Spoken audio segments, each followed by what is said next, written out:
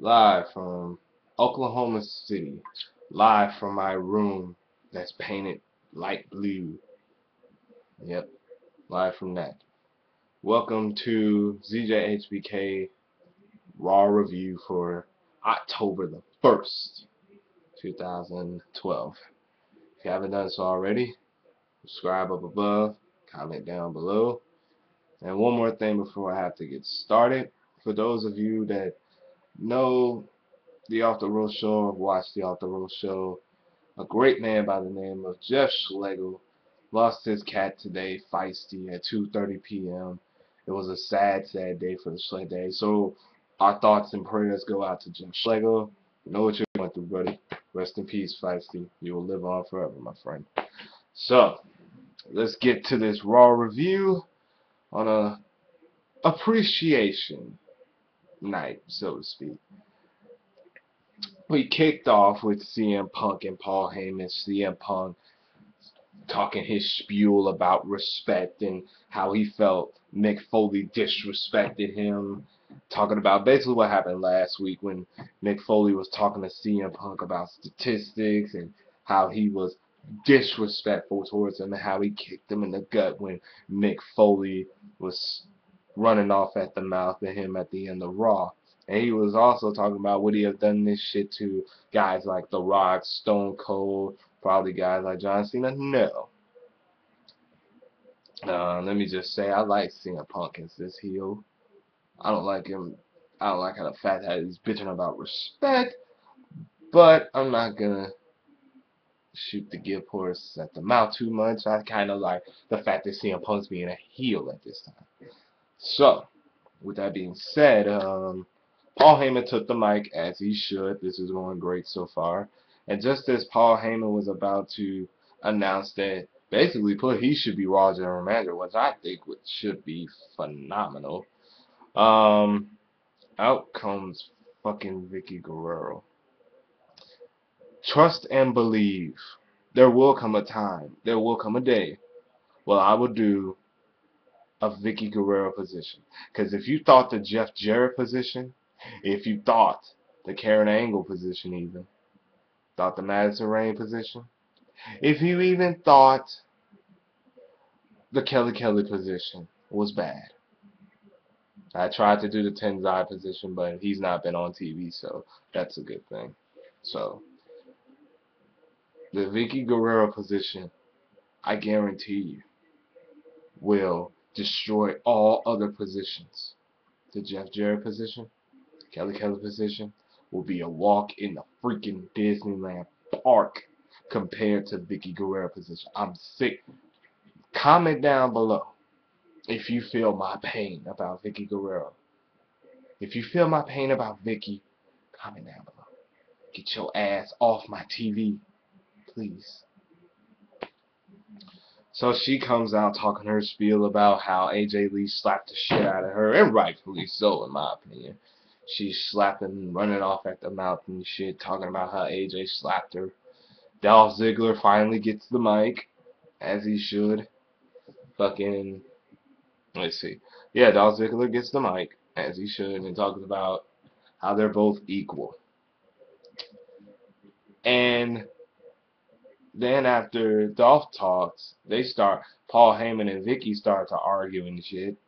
And then here comes AJ Lee, skipping, no more short skirts, I guess. Talking about how she reminded us that she's on probation for slapping the shit out of Vicky, for slapping the shit out of Paul. She tried to give an excuse, but they wouldn't have it, blah, blah, blah, blah. So after that, here comes Daniel fucking Bryan. And this, next to Punk, was probably the most entertaining part of the whole show, or was about to get to that point.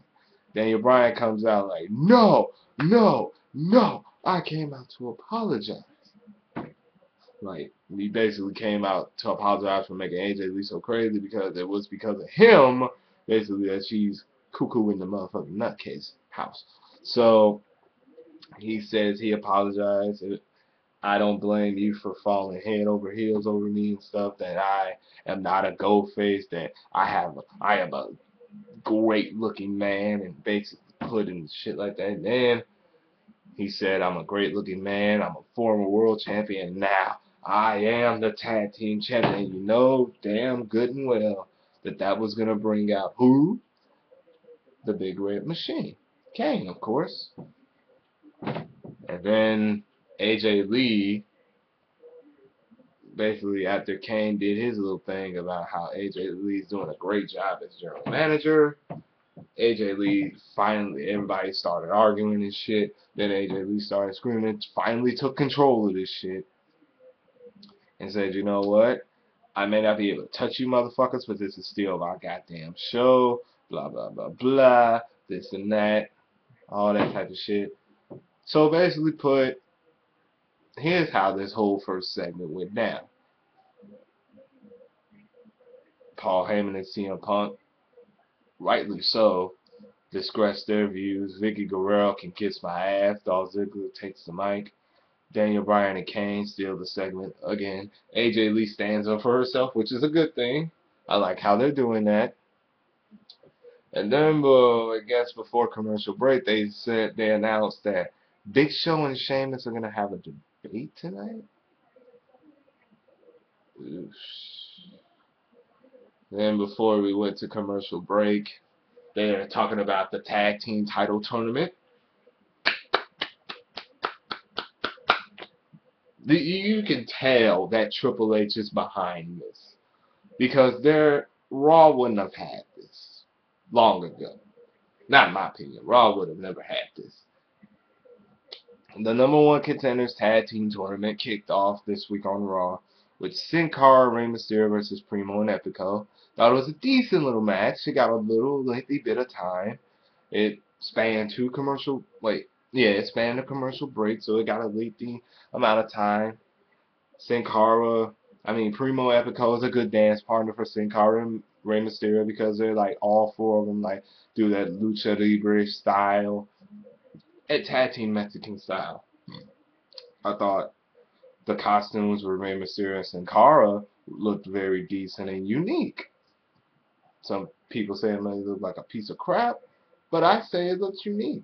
I think it fits them well as a tag team. Let them look different. Let them be Sin Cara and Rey Mysterio. They're different. Let them do that. So anyway, the match was decent. Good length of time. No complaints. The fact that the WWE are even focusing on the tag team division is A-okay in my book. And another bonus added to this, fucking the primetime fucking players. They came out all jigging and jagging like, hey, we gonna do shit. They go watch the match. Go pull up a chair, watch the motherfucking match. So you had the primetime players. You had a prediction that maybe somewhere down the line, R-Truth and Kofi Kingston either going to beat the primetime players, or the primetime players going to cost Rey Mysterio and Sin Cara, or you have the primetime players beat Kofi and R-Truth, and then they face Sin Cara and Rey Mysterio, and you can still have the primetime players fuck over Rey Mysterio and Sin Cara. And the right people went over in this. Sin Cara and Rey Mysterio went over. No complaints. Absolutely no complaints here. Match was decent, good looking time. Primetime players played up to what happened a couple of months back. Rey Mysterio and Sin Cara advanced. And then we got a tag team tournament match this Friday. No complaints here. Absolutely none. Perfect. Beautiful. Epic. So then we go to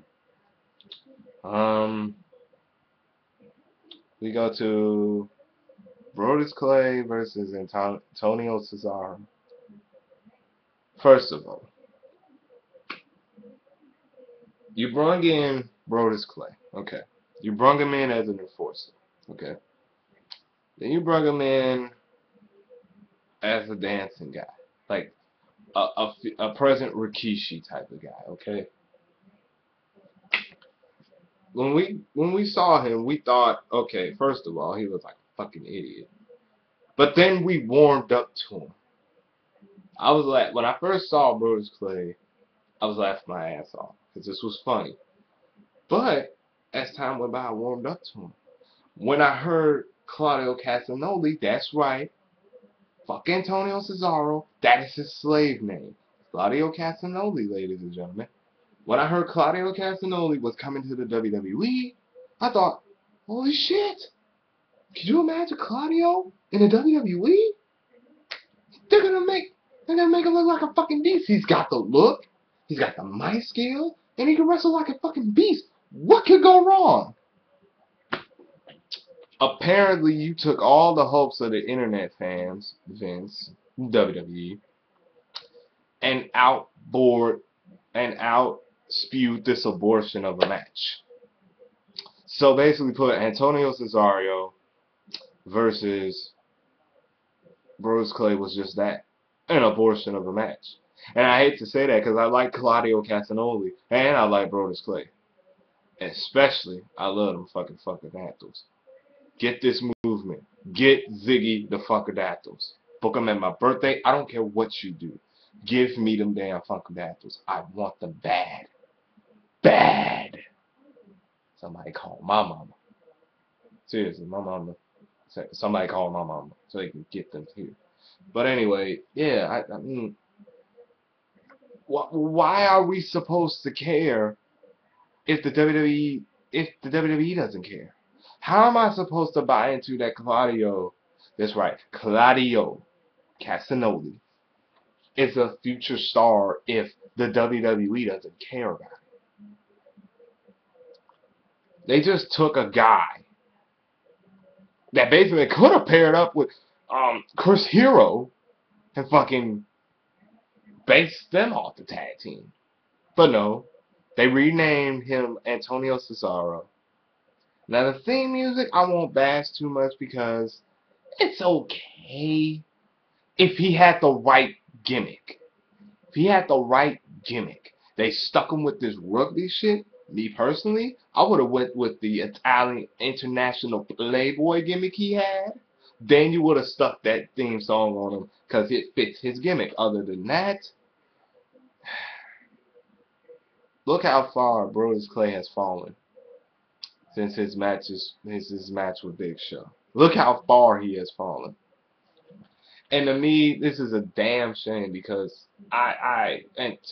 Claudio in the WWE, I was really looking forward to it, but now I just don't care anymore. So, let's see. Next match was another thrown together match. Look, it was Miz versus Zack Ryder. Again, another guy that WWE pushed to the moon and then all of a sudden just get the rug from under him. He's not going over anymore. But I don't necessarily but I gotta ask people out there, do you necessarily blame the WWE? Or do you blame the internet fans? Because around last year, people were literally begging WWE to put Zack Ryder on TV. When they finally do, they pop wood, and then after they get the title, they don't care. Perfect example. Every freaking time, I'm going to give a perfect example. ROH is a perfect example of this shit. What happens every time a certain superstar that the internet fans love get the world title? They turn on him. Except for a few exceptions. CM Punk, Homicide, Austin Aries, because Austin Aries is the greatest man that ever lived. But anyway, Kevin Steen. The ROH fans, internet fans, turned their back on Tyler Black. They turned their back on not Eddie Edwards, because he didn't hold it for that long, I think They turned their back on Davey Richards. I know that for damn sure. Because Davey Richards, great wrestler, ain't got no personality. Zack Ryder, and to me, the reason I brought that up, because Zack Ryder is a perfect explanation of that. You had a guy that was not even used on TV. He came up with his own idea, got him a YouTube channel, and put himself out there. And when the WWE saw that this was getting viewers, that it was getting him over. They was like, holy shit, we can put this guy on TV. And as soon as he gets on TV, again, they pop wood, and he's off. So now the people don't care anymore. He's just a regular guy, jobber now. And then he jobs to a guy like the Intercontinental Champion, The Miz, who deservedly should be on TV every single fucking day, every single fucking week. But my question is, whatever happened to the Miz Ryback feud? I'll tell you what happened. In my opinion, I don't think they thought the Miz was worthy enough to face a guy like Ryback. But I just felt like, to me, I felt like I had to say something. Because it was just, what the fuck, man? Zack Ryder has fallen. Look at Zack Ryder last year, and look at Zack Ryder this year. Damn shame, isn't it? It's a crying shame. Crying shame. I don't mean to dish on the internet fans or nothing, but shut the fuck up. This is what you do. This is what you do. When you want somebody on TV, then you hate them now. This is what you do. You turn your backs on them, and the WWE laughs at you. Because they knew he was shit. You knew he wasn't shit. But when you start hating him, now the WWE laughs at you. Damn shame. So anyway, we get back from commercial, and then we have the debate.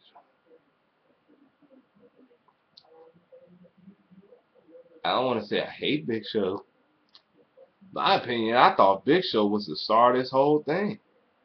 And did you hear the crowd? The crowd apparently thought Big Show was the star in this whole thing too. I mean, I saw SmackDown last week.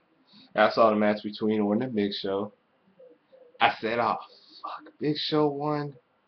But then when I looked at it, is it really better to have Orton go after that world title?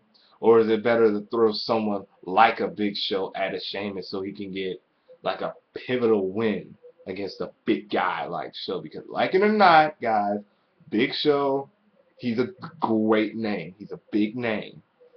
So yeah, I looked at the big picture and said, okay, fuck it in the ass one time. It could be good. And plus, added to the fact it's in Hell in a Cell, so fuck it. That's another pay-per-view they need to get rid of. Ooh, having Hell in a Cell every fucking year? Damn. But, yeah, so, yeah, Big Show and Sheamus had a debate. Like I said, Big Show was the star. Sheamus' shit was kind of corny. He had some decent little jabs, but it wasn't like, oh, haha, bust my ribs kind of jabs. It was kind of meh, stupid shit. But I like how he did kind of go back to the fact that Daniel Bryan beat him for the world title in 45 seconds. Yet I beat him in 18. That was kind of a little poke fun at you, buddy, type of thing. The funniest thing out of this whole segment though was when Big Show's podium broke. And then he gonna talk about fucking, can I get a new fucking podium? Can I get a new podium, motherfuckers? I mean, my shit broke. Can I please get a new podium? But other than that, the debate was a waste of time. It was filler. You could have did something else. Period. So anyway, well, I'll get to that in a minute. So anyway, we went to Ryback and Tenzai, the rematch from SmackDown last week. And boy, oh boy, does this crowd love Ryback now. At first you heard silence to little peeps to semi-peeps.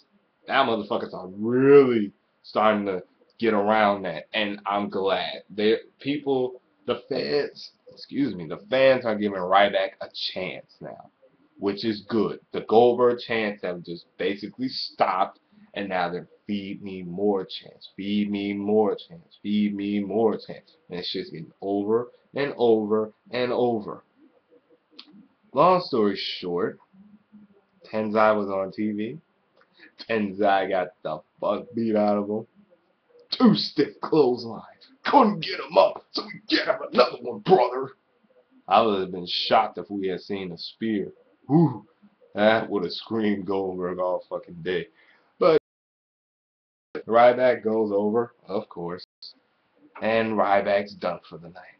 Or so we thought. But before I explain that, we go to a backstage segment with the Rhodes Scholars, baby, talking about how they're gonna win this whole tag team tournament, and I tend to agree with them. I tend to eloquently agree with them.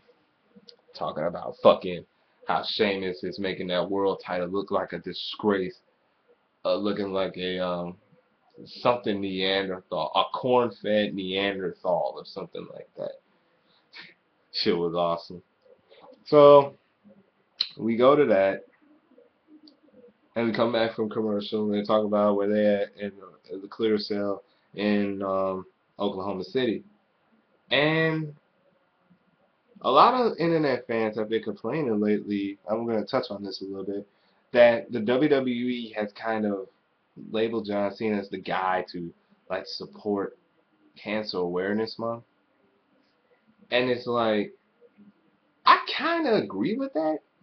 And the WWE's showing that they're doing a good job by caring about the awareness of cancer and how cancer kills it has touched a lot of families and stuff. I like how the WWE's jumped on that, but I also hate how they have just basically labeled John Cena as the guy to rise above cancer and all that, when it should be guys like Sheamus or guys like a Rey Mysterio or to a certain degree a Randy Orton or something like that, you know?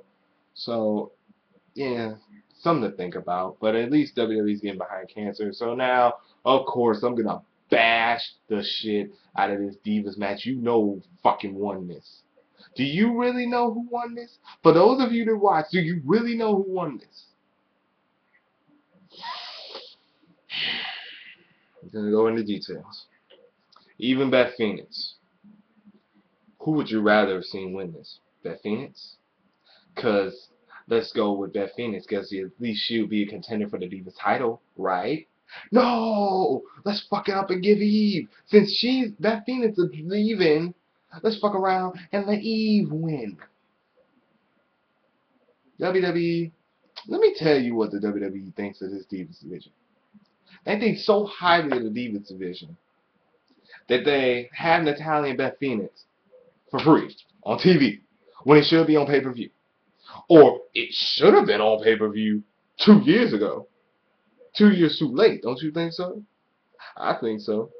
And another thing, they thought so highly of the WWE Divas that they have fucking Caitlyn as their #1 contender. Only to come up with a storyline to have her injured just so Eve can have the fucking belt. And you know what else? They thought so highly of the Divas. Where's Alicia? Where's Tamina? Where's Layla?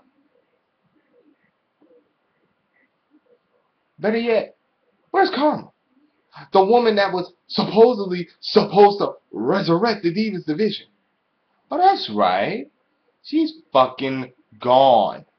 The one positive WWE did was get rid of that John Cena Heaven Heat bitch Killer Kelly. And I don't mean to call her that because I don't want to call women that, but that's what she was.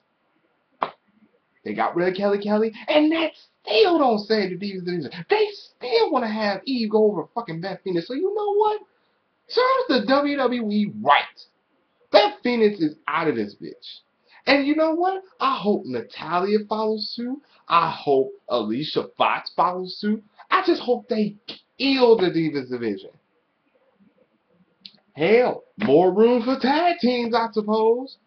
Let's hope Cesaro and Chris Hero and Claudio get back together. That way the tag team division can really flourish. Bottom line, let's get this hashtag going. Let's get this movement going. Hashtag, get rid of the Divas division. I'm sorry, I can't take it anymore. Let these talented women go to fucking TNA. I'm sorry. WWE won't capitalize it. TNA sure as hell is. At least TNA focuses on their divas. Fuck the WWE. The fuck? Eve going over Beth Phoenix with a fucking neck breaker.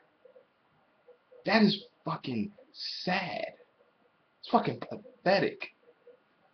WWE, kill your Divas division. Kill it. Now. Kill it. Jesus Christ. It fucking sucks. Fucking sucks. So anyway, we go to the backstage segment where there was Wade Barrett. Bottom line, please give Wade Barrett some fucking jeans, or I won't give two fucks anymore. I'm sorry. They've hyped up Wade Barrett so much, only to leave us fans disappointed. And I guess this goes back to what we say, how the internet fans love to criticize and nitpick. But motherfucker, this is what we need to nitpick about. We can't let shit like this go. And while I'm on the subject, the commercial breaks, why the fuck is the WWE doing main event? WWE main event? What the fuck? Don't we got superstars? Don't we got NXT? Why the fuck do we need something else? We got 3 hours of Raw, 2 hours of SmackDown, that's 5 hours. Now you expect us to have 1 hour NXT, 1 hour Superstars, and 1 hour WWE main event? That's 8 fucking hours of WWE I can't watch. I can't do that shit. I barely catch Superstars. And then add to the fact of fucking Saturday morning shit. That's 9 hours. WWE, if you're gonna do this, get rid of Superstars, cause that's run its course. Cause main event basically is like the fucking equivalent to Superstars, except it's on a Wednesday. Get rid of main event. I mean, not main event, but get rid of Superstars. Get rid of fucking NXT. You can keep Saturday Morning Slam because at least they're going to the kids now. But fuck. Do y'all really want to watch 9 hours of the WWE? Seriously. Jesus Christ. Seriously?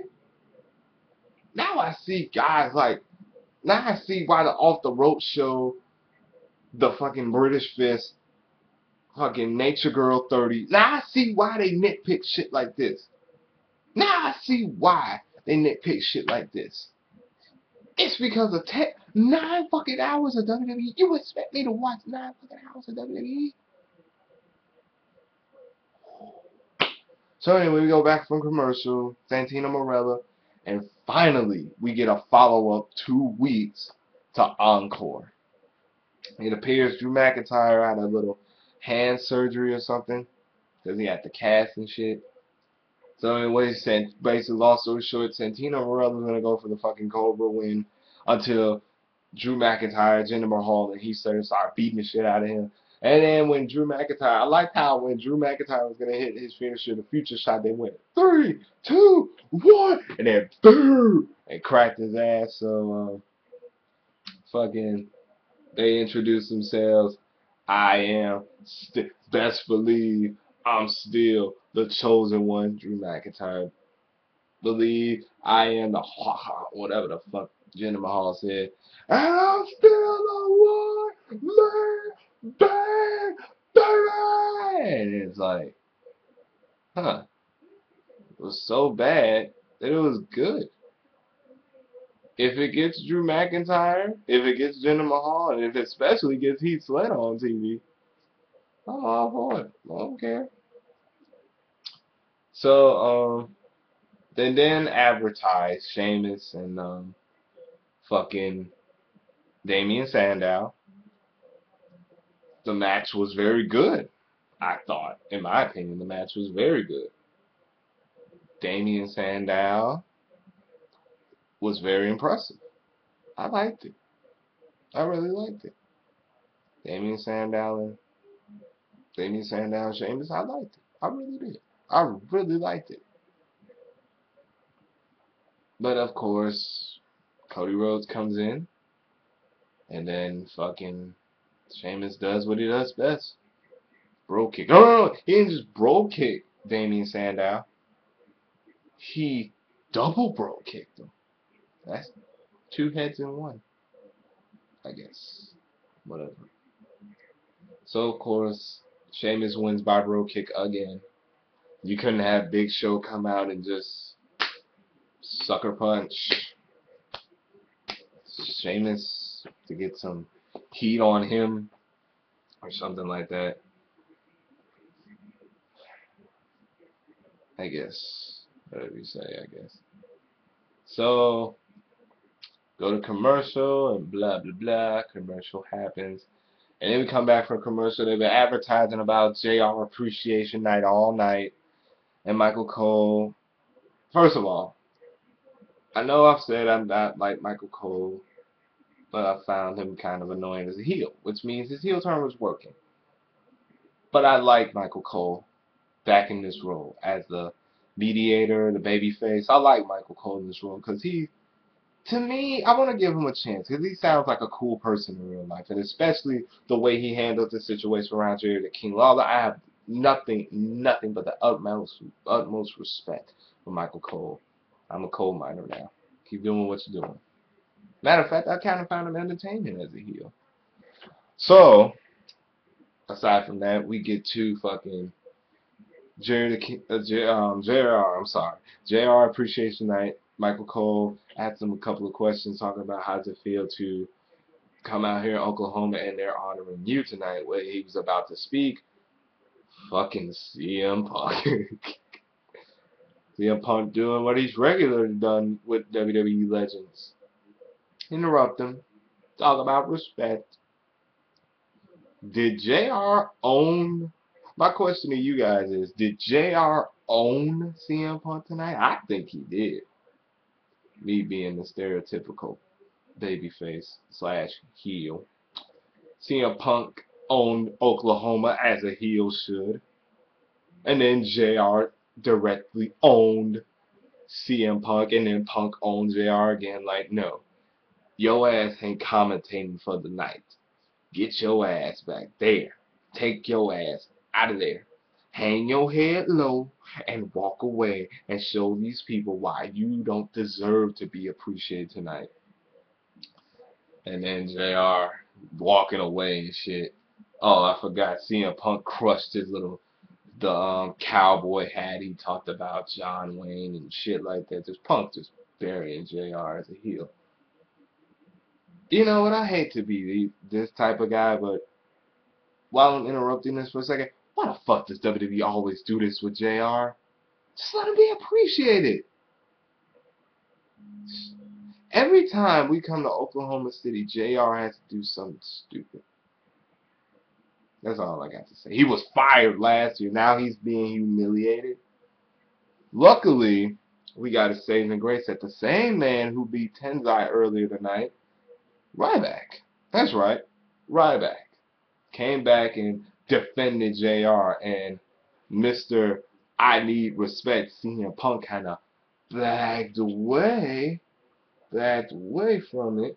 Talking about Paul Heyman screaming in the back, like, no, holding that title nice and tight, just like, no, not now, no, not now, no. And Punk just bagging away from him, so, yeah. Somewhere down the line, maybe a Hell in a Cell, Ryback and Punk are going to go at it. I think if Punk and Ryback go at it, this is going to be a big test for them. So, yeah, I can see that happening. So, another throwaway was, it was a throwaway. Alberto Del Rio and Kofi Kingston, they talked about how TLC is going to be in Brooklyn, New York. Cool. I like it. I'm going to watch it. They talked about how so Del Rio and Kofi Kingston throw away. Del Rio wins. Cross-arm breaker. Bleh. Oh! Ricardo Rodriguez was on commentary, which was cool. I liked it. Ricardo Rodriguez. All day, baby. All day, baby. So anyway, we go to another backstage segment where AJ Lee basically just boom, the lifestyle coach talking about, I don't need you on my fucking show. I don't need no fucking lifestyle coach. Get the fuck off my damn show. Get the fuck out of my sight. And then she smiles. Did y'all think AJ Lee's segments were overwhelming? If you think so, comment down below. So then, they're advertising it all night. The tag team match. Daniel Bryan, Team Kane, Team Hell No versus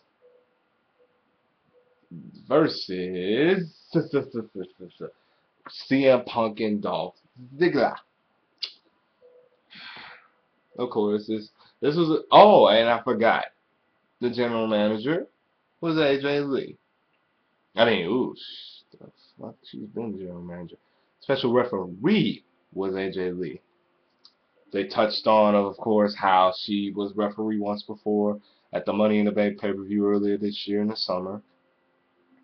So yeah, the tag team match went according to as planned and shit like that.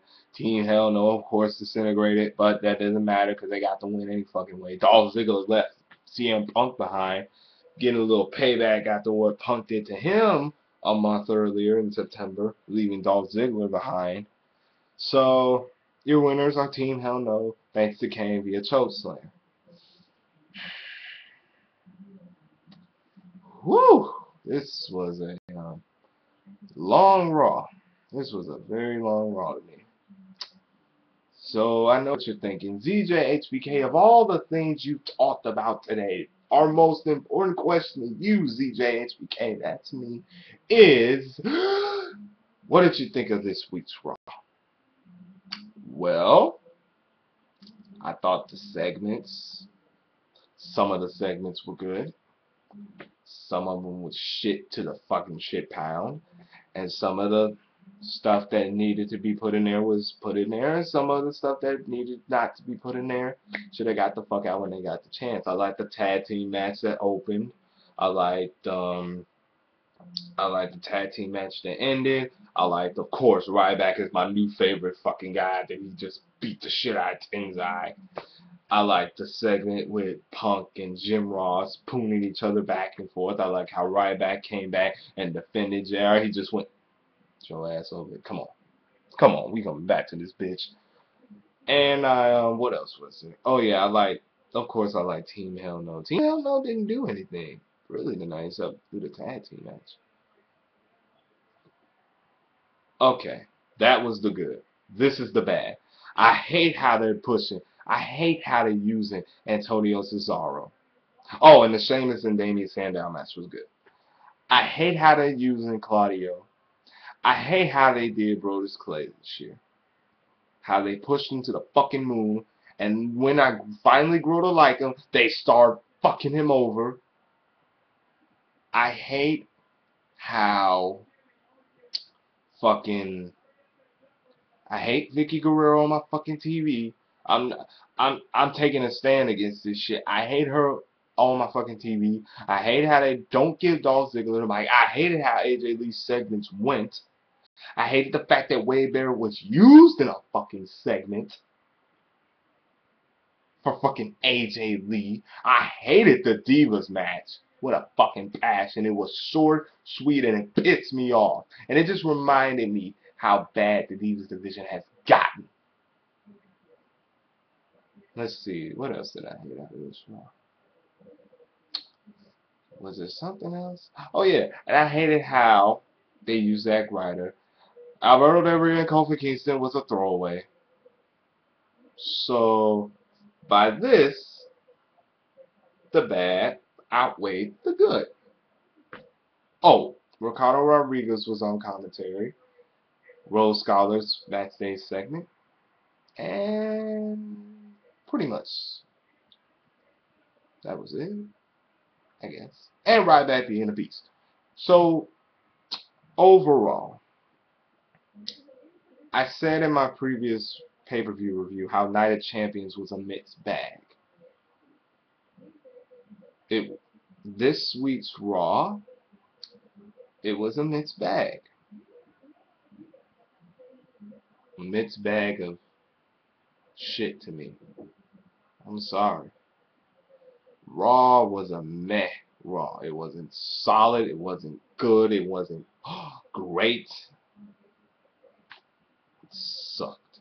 It pisses me off that I had to watch 3 hours of that on my fucking TV. So much potential. The fact that Raw's 3 hours don't piss me off. The fact that they have so many potential superstars doing that in the fucking reign pisses me off. The fact that the Divas division sucks pisses me off. The fact that they constantly use Vicky fucking Guerrero pisses me off. Now, usually I'm the positive guy. So tonight, review, you deserve a fucking treat. You deserve a fucking treat. You deserve a kiss or something like that.